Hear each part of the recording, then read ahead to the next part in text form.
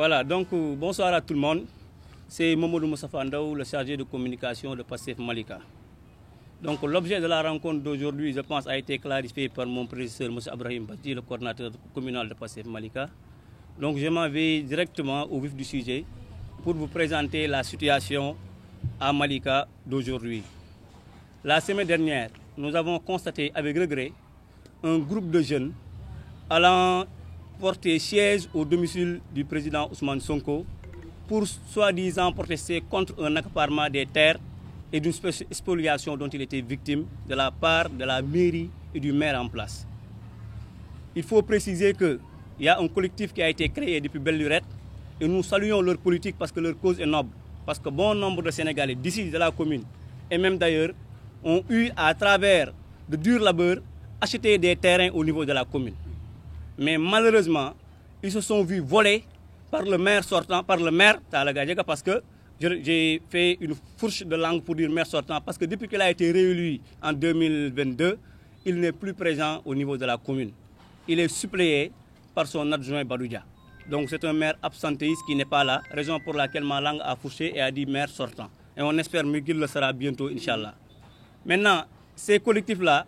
se sont rendus au niveau du domicile de Ousmane Sonko, le Premier ministre, pour protester contre cette faute grave dont ils ont été victimes. Maintenant, malheureusement, malgré leur acte noble, nous condamnons fermement qu'il y a eu au niveau de la forme un problème. Il y a vice la forme dans la procédure. Parce que M. Ousmane Sonko, par ailleurs, Premier ministre et président du parti Pastef les Patriotes, ne travaille pas au niveau de la cité Keur Gorgui, mais il est Premier ministre du Sénégal. Et tout ce qui est administratif, je pense, lui doit être adressé au niveau de la primature. Donc ça, c'est une vice de forme. Deuxième élément par rapport à leur sortie, c'est parce qu'on a vu dans le collectif qu'il y a eu un groupuscule dans le groupe de gens qui ont été là en connivence avec le maire, qui ont été les premiers à s'accaparer des terrains de la commune de Malika et de manière illégale. Ce sont des gens qui se sont sucrés dans ce régime, ce sont des gens qui ont combattu même le projet. Nous avons été leurs adversaires pendant plusieurs années et c'est ceux-là qui se sont engouffrés dans ce grand groupe pour aller tenir ce discours irresponsable devant le président Ousmane Sonko et dire qu'au moment où tout le monde se baissait, au moment où tout le monde se cachait, c'est eux qui avaient porté le combat au niveau de la commune. Donc c'est un démenti solennel que nous venons apporter au niveau de la presse, au niveau de la communauté nationale et internationale, mais aussi au niveau surtout du parti. Donc ce n'est pas Pastef Malika qui a été à l'initiative de cet acte, mais au contraire, c'est un groupe de gens mus par des intérêts crypto-personnels qui se sont rendus au niveau du domicile du président Ousmane Sonko pour faire ce forfait. Maintenant, le point de presse est un éclaircissement. Mais aussi au-delà, nous demandons aux autorités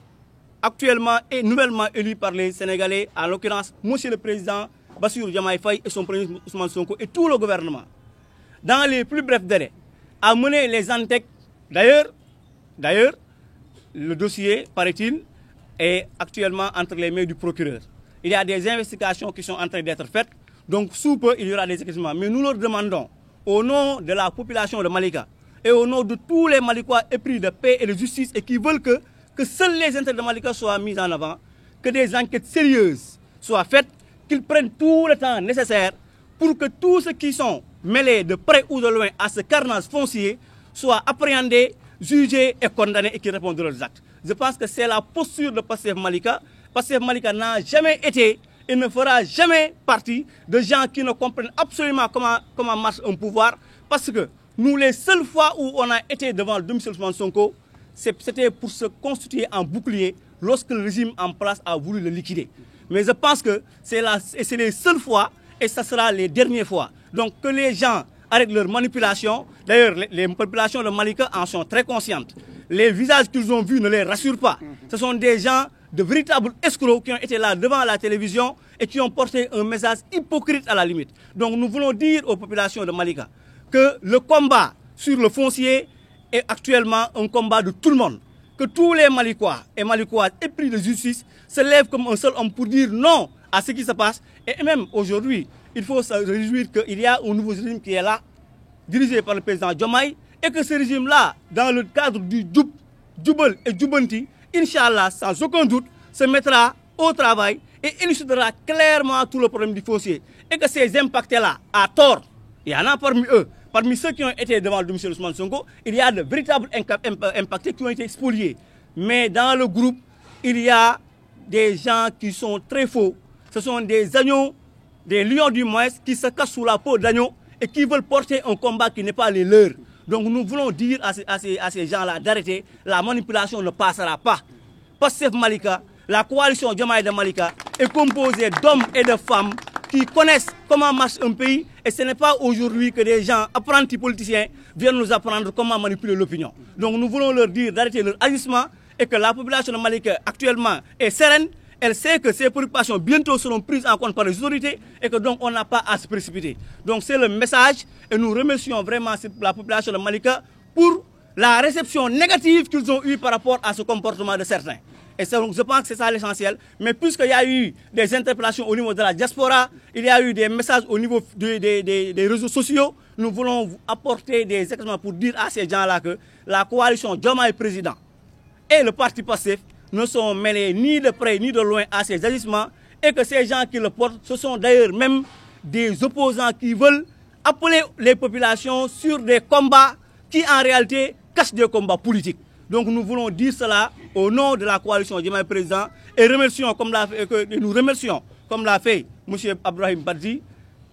Pastef Malika et la coalition Malika pour la confiance qu'ils ont portée sur la coalition et sur notre président Bassirou Diomaye Faye. Nous remercions aussi et félicitons l'équipe dirigeante qui a été nommée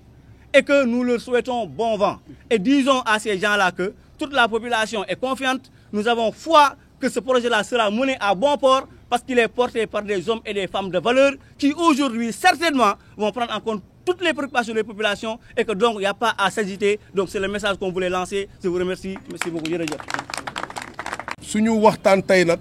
dinañ ko jéem a tënk mais di leen wax ne rek point de presse bi ñu woote nii point de presse u leeral la dafa am lu ñu bëgg a leeral suñu mbokk yi ñu jiitu jaar nañ ci li ñu bëgg a wax ci parti français bi wante dañ koy tënk pour suñu mbokk yi ñuy déglu aussi comprendre li ñuy wax balaa ñuy sori dinañ leen wax ni Pastef Malika moo toog nii parce que suñu coordonnateur communal mu ngi nii mooy Abdourahim Badji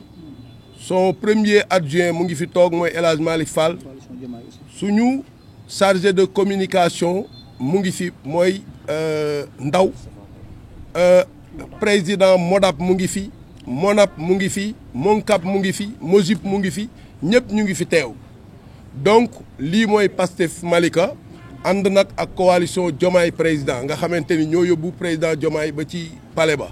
kon ñoo ànd toog fii mënuñu lim ñëpp mais buñ ko tënkee noonu ngeen comprendre li ñu bëgg a leeral nag mooy que Malika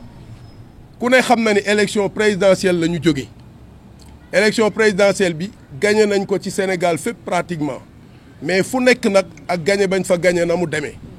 Malika dafa am benn gagné buñ fi gagné bu yaatu boo xamante ni bien que ñun xam nañ ni nit ñi Diomaye lañ doon voter pour mu falu mais Malika am na benn colère boo xam ni moom la ñu exprimer ci vote bi seen xol boobu nga xamante ni moo tàng ñu exprimer waale ko ci vote bi ay jafe-jafe la yu nekk Malika ci jafe-jafe yooyu na dafa am bu ci ëpp solo mooy jafe-jafe foncier bi Malika dañu mer ci foncier bi ñu wane ko ci vote bi kon nag dafa am lu ñu sas ñun ñi nga xam ne ñooy waa Pastef ak waa coalition Diomaye dañu sas liñ ñu sas mooy war nañu taxaw ci seen rangoon yooyu di tuuru ñu fer ko loolu nag moo waral leeral bi ñuy leeral duma ci jaaraat ñi ma jiitu jaar nañ ci mooy ci fan yi ñu génn am na benn mbooloo la ñu mën a wax bu dem buntu kër président Ousmane Sonko alors bi ñu demee foofu duma ci jaar niñ ci jaar parce que la ñu fa def lépp ku ne xam na ni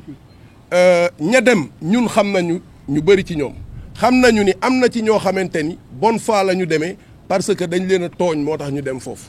wante la rax ci biir nag ba suñuy mbokk yoo xam ne suñuy mbokk patriote la ñu nekk fii Sénégal ak yu nekk Afrique ak yu nekk États-Unis Europe di mer ci loolu ba di ñu interpeller loolu lañ bëgg a leeral opinion nationale ak internationale que ni leen Pastef Malika mu ngi nii Pastef Malika xam nañ fi ñuy teg seen tànk loolu bokkuñu ci bu ñu ko nee wax ji di ngeen xam lu tax loolu bokkuñu ci parce que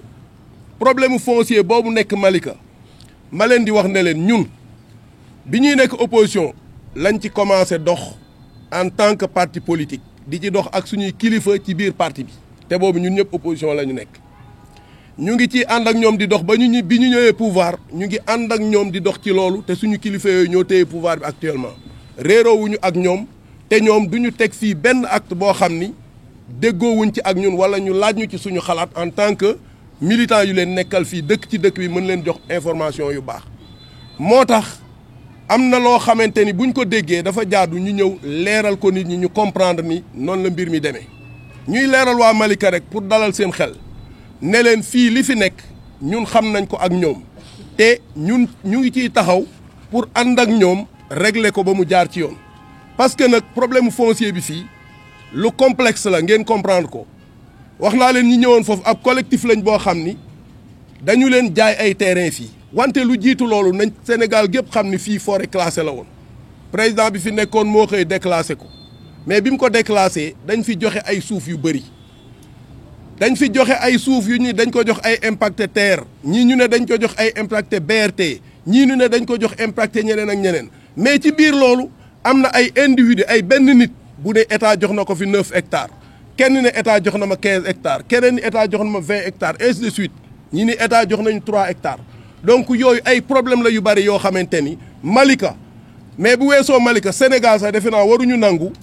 forêt classée boo xam ne dañ ko déclassé mu nekk ci dëkk nekkoon ay toolu waa dëkk boobu président xëy rek déclassé ko jël ko séddale ko ay nit ne leen nañu jël ñii 15 hectares ñii 20 hectares loolu injustice la boo xam ne nag président nekkul yàlla boo xamante ni bu defee rek ñëpp dañ naan noonu la war a demee kon donc problème yi dafa bëri yeneen problème yi mooy dafa am ñoo xam ni seen suufu maam dafa nekkoon sës ci forêt bi mu nekk ay tool ñu fay bay di dundal seen bopp ak seen njaboot tool yooyu bi ñu demee ba mbëbës bi ñëw impacté foofu mënatuñu bay am nañ droit jaay seeni tool mu nekk ay kër mais ci biir jaay yooyu am na ñoo xamante ni potoxlu nañ ci borom tool yooyu ñëw ut seen ay papier ci kaw wane ni am nañ fi ay tool jaay ba jaay la ci biir forêt bi donc pour wax leen ne leen problème bi fi nekk problème bu complexe la mais pour wax waa Malika ne leen ñun ñu ngi jéem a téye dossier boobu en main te dinañ ko topp ba képp koo xam ni am nga ci loo xamante ni lu jaadu la loo moom la dina tegu ci sa loxo parce que nag réeroowuñu ak suñuy kilifa ci wàllu politique réeroowuñu ak suñuy kilifa yi nga xam ne ñoo ŋànk administration bi actuellement kon loolu lañ doon wax pour dalal seen xel xamal leen ne leen yëngu-yëngu yi ñuy gis du Pastef Malika mais Pastef Malika ñu ngi taxaw temm pour jàkkaarloo ak waa ñi fi ñëwoon di def affaire banditisme ñu jàkkaarloo moom ba li ñu jël te mu doon alalu Malika ñu delluwaat ko waa Malika loolu mooy solo su waxtaan